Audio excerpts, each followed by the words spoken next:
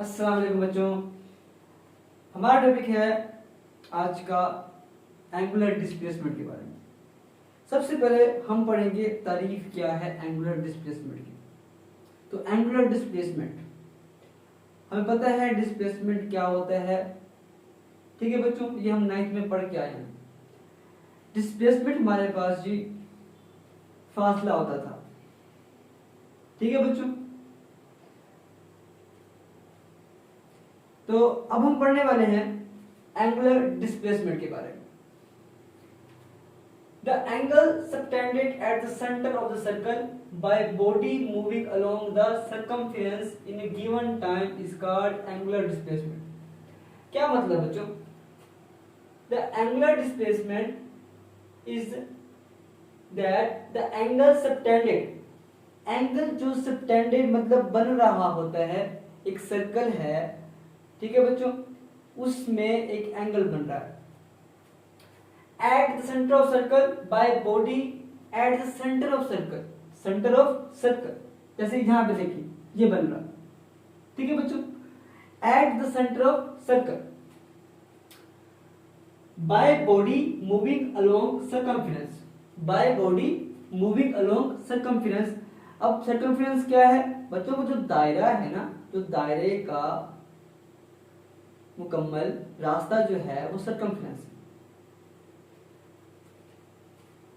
In given time is called angular displacement. एक body angle बनाती है घूमते हुए सेंटर से विद टाइम टी के लिहाज से, तो उसको हम कहते हैं एंगुलर डिस्प्लेसमेंट।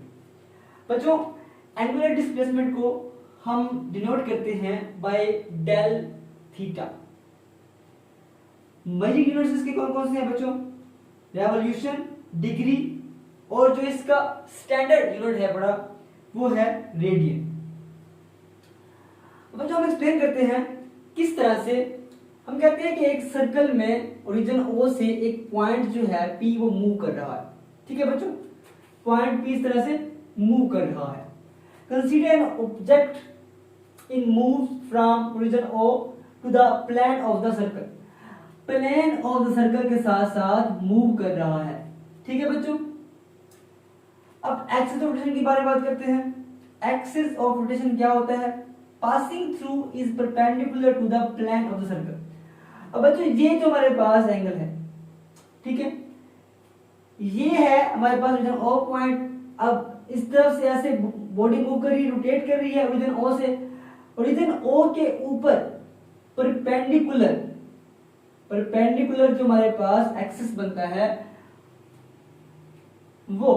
अब x and y are the plane of rotation. अब x और y जो है हमारे पास, ये क्या है? ये प्लेन्स है किसके? रोटेशन के, द बॉडी मूव कर रही है। And z are the coordinate to the origin, और z का बन रहा है ओरिजिन के कोऑर्डिनेट बन रहा है।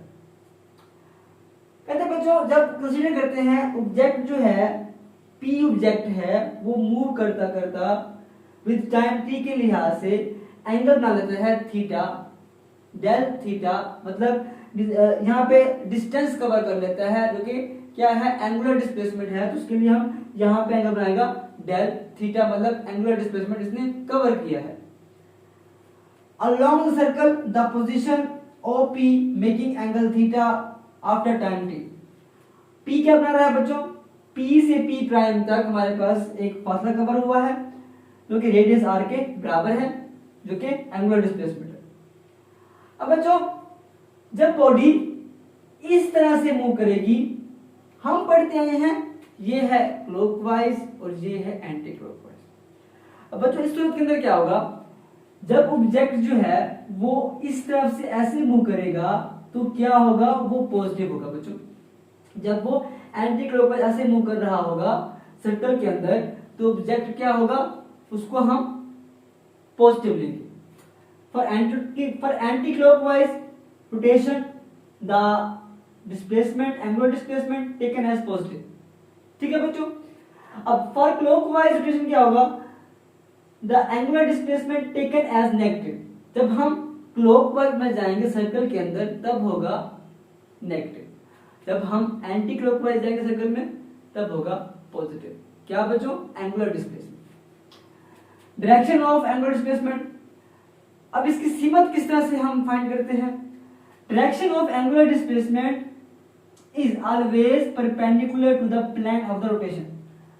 अब बच्चों जो डायरेक्शन, ठीक है, एंगुलर डिस्प्लेसमेंट की इज ऑलवेज हमेशा परपेंडिकुलर होती है, अमुदन होती है किसके? To the plane of the rotation along the axis of rotation. Plane of the rotation मतलब ओ पॉइंट से ऊपर, प्लेन ऑफ रोटेशन और axis of rotation along the axis of rotation. बच्चों इसको हम राइट हैंड रूल से मालूम कर सकते हैं, जो हम अपने नेक्स्ट टॉपिक में पढ़ेंगे। राइट हैंड रूल की मदद से किस तरह से हम एंगुलर डिस्प्लेसमेंट की पोजीशन को फाइंड कर सकते हैं, उसकी डायरेक्शन को फाइंड कर सकते हैं।